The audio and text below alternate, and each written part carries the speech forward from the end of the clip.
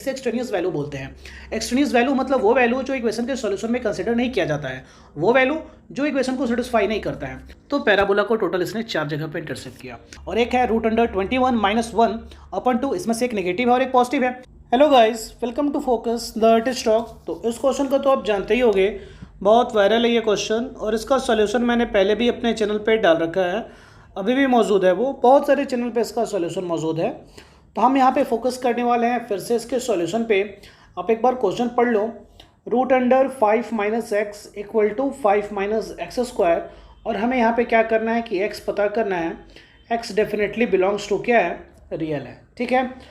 तो चलो आप इसके सॉल्यूशन पे करो फोकस, और अगर अभी तक आपने चैनल को सब्सक्राइब न किया है then please subscribe it, hit the notification bell for upcoming videos, okay.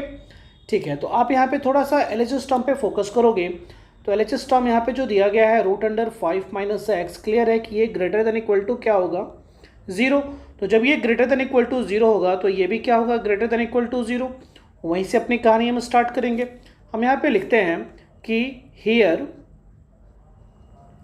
√5 - x के बारे में कुछ ऐसा कॉन्सेप्ट डेवलप हुआ कि ये ग्रेटर देन इक्वल टू 0 है। इसका मतलब ये है कि देन 5 - x², ये भी क्या होगा, ग्रेटर देन इक्वल टू 0। तो जब ये ग्रेटर देन इक्वल टू 0 होगा तो यहाँ से आप ये लिख सकते हो, that is x² less than equal to क्या, 5। यानी हम यहाँ पे कुछ ऐसा लिख सकते हैं कि x less than equal to ±√5। और यहाँ पे हमारे पास एक रेंज अच्छा खासा मिल जाएगा x का, कि that is x greater than equal to -√5 and less than equal to √5, ठीक है। अब हमारे पास x का जो वैल्यू आएगा वो इसी पे डिपेंड करेगा कि x जो है वो √5 और -√5 के बीच में ही होना चाहिए, इन दोनों को मिलाकर, ठीक है। तो चलो एक बार फिर से हम क्वेश्चन को देख लेते हैं। क्वेश्चन कुछ ऐसा है कि √5 - x = 5 - x²। ये यहाँ पे आप लिख लो, √5 - x = 5 - x²।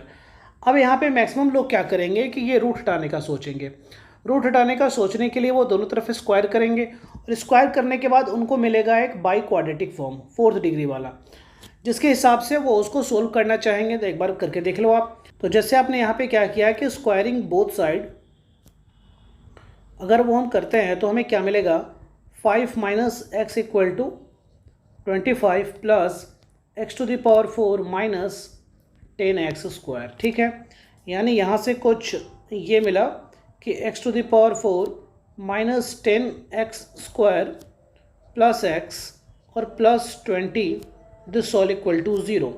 अब यहाँ से फटाक से अगर कोई इसको फैक्टराइज करने का सोचे तो वो क्या करेगा, इंटीग्रल रूट थ्योरम का यूज़ करेगा, यानी इसके फैक्टर पे ध्यान देगा। और इसके फैक्टर के थ्रू अगर हम यहाँ पे इसके इस पूरे एक्सप्रेशन के फैक्टर को निकालने का ट्राई करेंगे तो वो मुश्किल है, वो नहीं हो पाएगा। इंटीग्रल रूट थ्योरम ज़रूरी नहीं है कि हर बार वर्क करे, कभी कभी वर्क करेगा और कभी कभी वर्क नहीं करेगा। अगर वो वर्क नहीं किया तो आप क्लियर हो जाओ कि हमारे पास जो भी रूट्स आने वाला है इक्वेशन का, वो इंटीजर फॉर्म में तो नहीं है, इरेशनल फॉर्म में है, ठीक है। तो हम यहाँ पे क्या करेंगे कि इस वाले तरीके को ना यूज़ करके कोई दूसरा तरीका यूज़ करेंगे। ये पहले भी बताया गया है। तो कौन सा तरीका आप यूज़ करोगे, तो ये जो दिया गया है, आप यहाँ पे क्या करो, इस 5 को मान लो, कुछ वेरिएबल मान लो कि लेट 5 = y।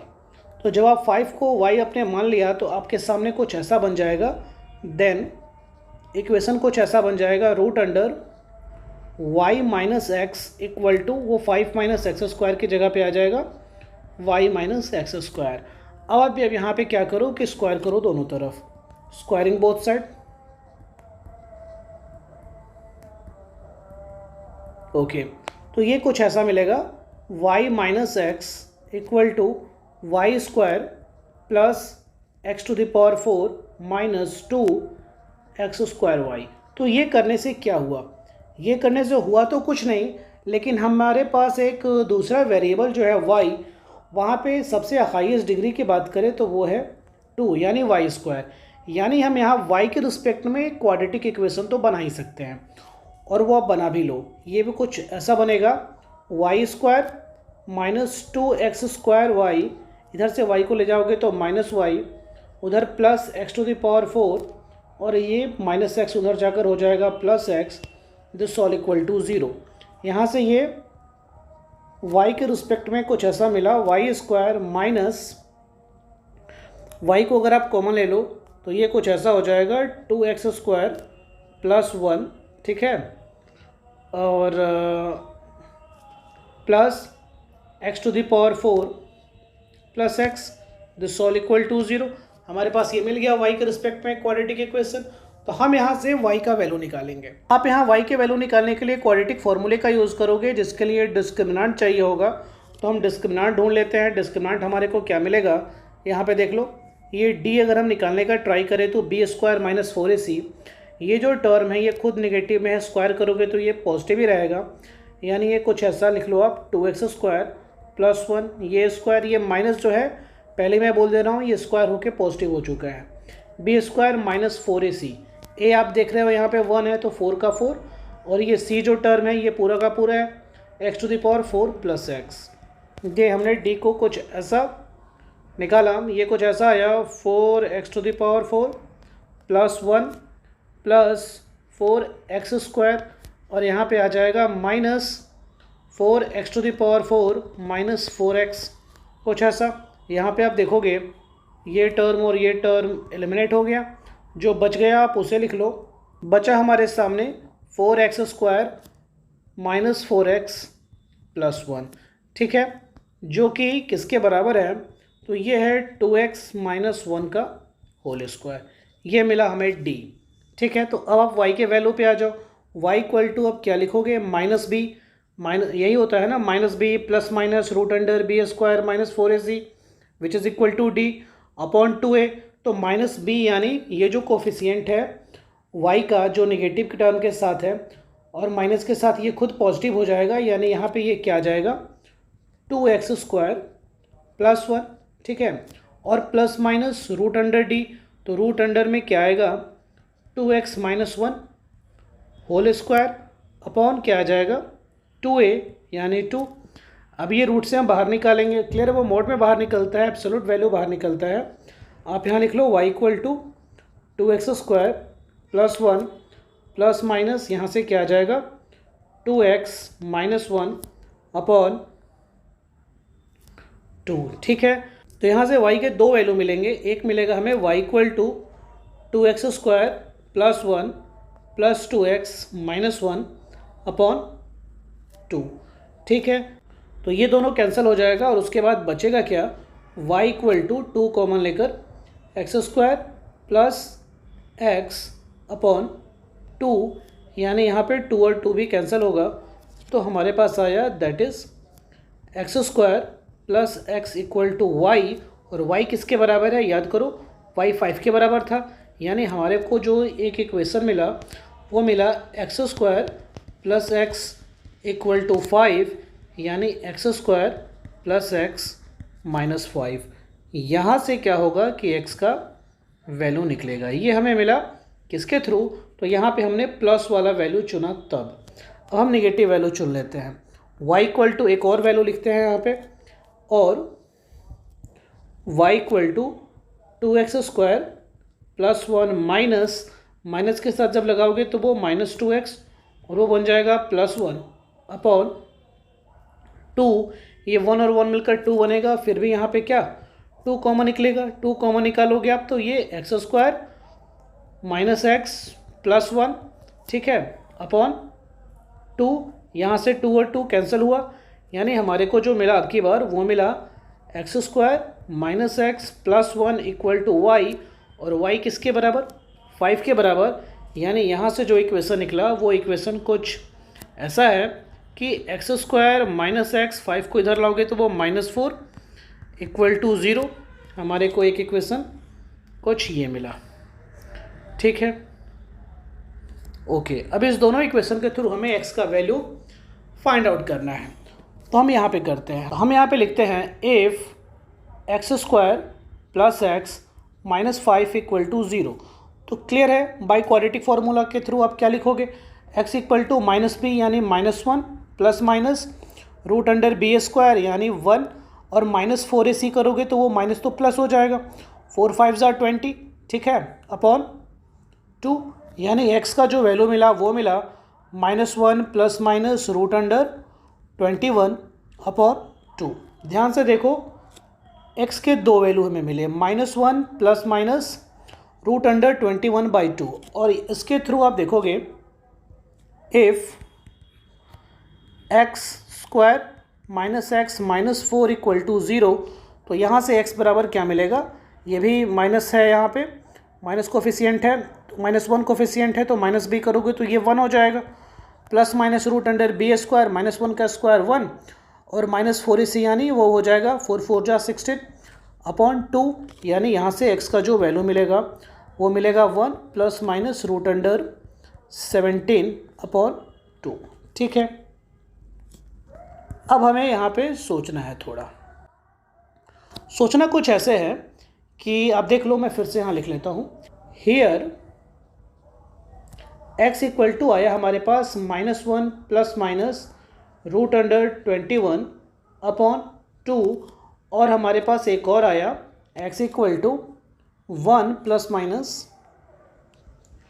रूट अंडर 17/2, ठीक है, कुछ ये आया। ओके, आप यहाँ पे देखो √5 इक्वल टू क्या होता है, अगर मैं डेसिमल वैल्यू में जाऊँ तो ये अप्रॉक्स 2.23, फिर √17 के बारे में आप सोचो तो अप्रॉक्स वैल्यू में जाओगे तो ये आएगा 4.12, और रूट अंडर 21 के बारे में अगर आप लिखो तो ये अप्रॉक्स में आ जाएगा 4.58। इसके हिसाब से हम सोचते हैं, ठीक है। ओके, तो हम यहाँ से इस वाले वैल्यू के साथ सबसे पहले आगे बढ़ते हैं। यहाँ पे हम पॉजिटिव वैल्यू के साथ हम देखते हैं कि x का क्या वैल्यू आएगा।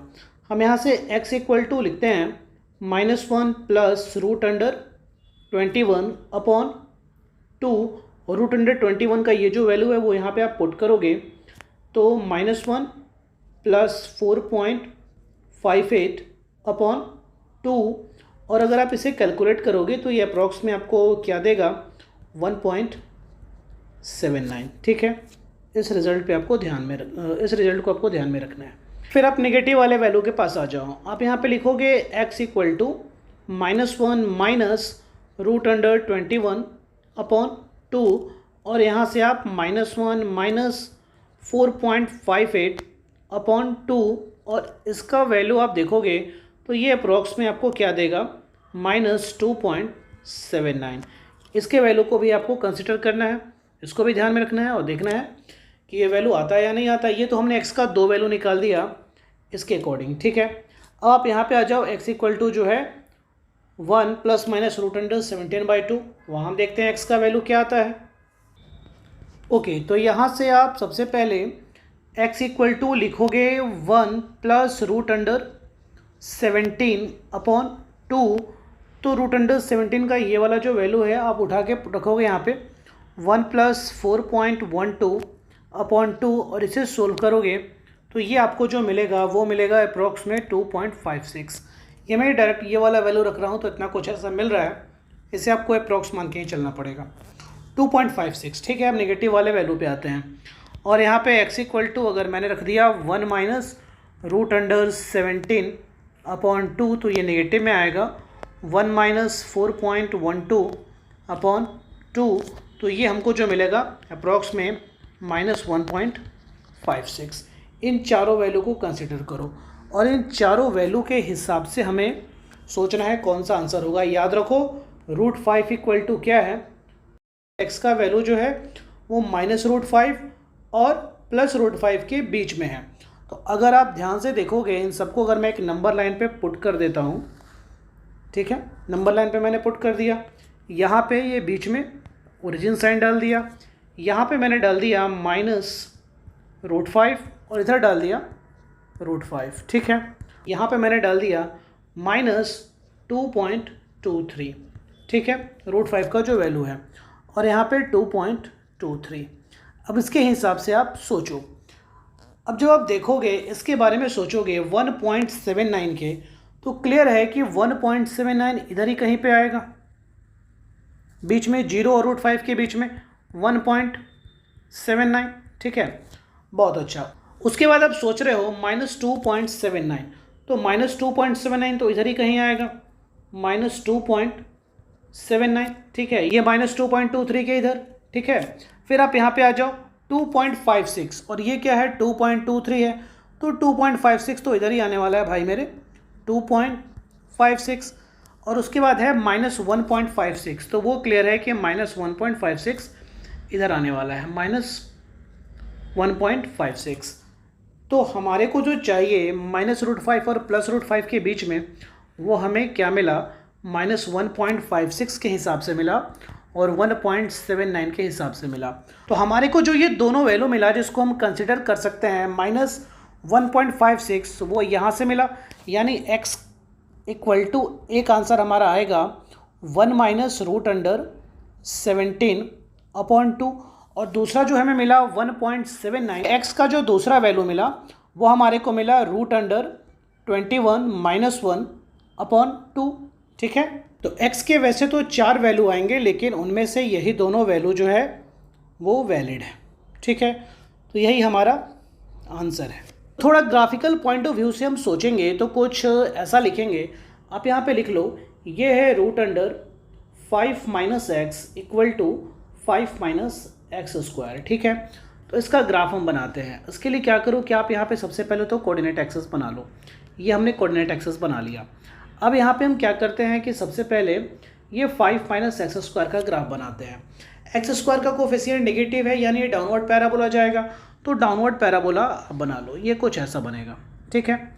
यहाँ पे ये जो है ये y एक्सिस को कहाँ पे इंटरसेक्ट किया, इसने 5 पे इंटरसेक्ट किया, ये है 5 - x², इसलिए वो 5 पे इंटरसेक्ट किया। फिर आप आ जाओ √5 - x के ग्राफ पे, y इक्वल टू √5 - x मानकर अगर आप ग्राफ बनाते हो तो ये x एक्सिस पे क्या करेगा, 5 से स्टार्ट होगा और 5 से स्टार्ट होते हुए ये लेफ्ट साइड की तरफ चले जाएगा, कुछ ऐसा। क्या ये स्ट्रेट है क्या, तो नहीं, ये स्ट्रेट तो बिल्कुल नहीं है। ये यहाँ से आप डॉटेड लाइन के थ्रू दिखाओ, ये कुछ ऐसा है, ठीक है, ये कुछ ऐसा है। तो आप ध्यान से देख रहे हो कि ये जो पैराबोला है, उस पैराबोला को इसने कितने जगह पे इंटरसेक्ट किया, तो पैराबोला को टोटल इसने 4 जगह पे इंटरसेक्ट किया। यानी इसका मतलब है कि x का कितना वैल्यू आएगा, तो 4 वैल्यू आएगा उस इक्वेशन के हिसाब से, जिसमें से इस दोनों वैल्यू को कंसिडर नहीं किया जाएगा। इसे एक्सट्रेनियस वैल्यू बोलते हैं। एक्सट्रेनियस वैल्यू मतलब वो वैल्यू जो इक्वेशन के सॉल्यूशन में कंसिडर नहीं किया जाता है, वो वैल्यू जो इक्वेशन को सेटिस्फाई नहीं करता है। और यही दोनों वैल्यू सेटिस्फाई कर रहा है, जिसमें से एक नेगेटिव है और एक क्या है, पॉजिटिव है। और आप देख रहे हो कि हमारे पास x का जो दोनों वैल्यू आया है 1 - √17/2 और एक है √21 - 1/2, इसमें से एक नेगेटिव है और एक पॉजिटिव है। यहाँ पे देख रहे हो ये नेगेटिव है 1 - √17/2, यानी ये जो वैल्यू है ये है 1 - √17/2, ये वाला।